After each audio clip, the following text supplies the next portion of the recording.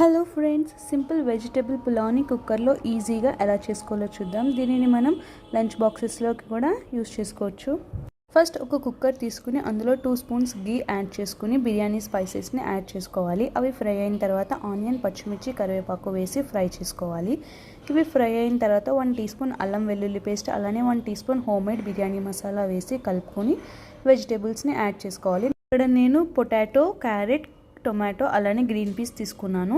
దీన్ని ఒక 2 మినిట్స్ సాట్ చేసుకున్న తర్వాత 1 కప్ రైస్కి 2 కప్స్ వాటర్ని యాడ్ చేసుకోవాలి.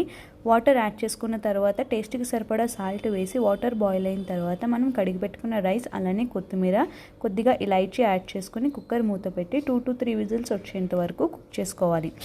అంతేనండి, ప్రెషర్ కుక్కర్లో సింపుల్గా చాలా క్విక్గా మనకి వెజిటేబుల్ పులావ్ అనేది రెడీ అయిపోతుంది.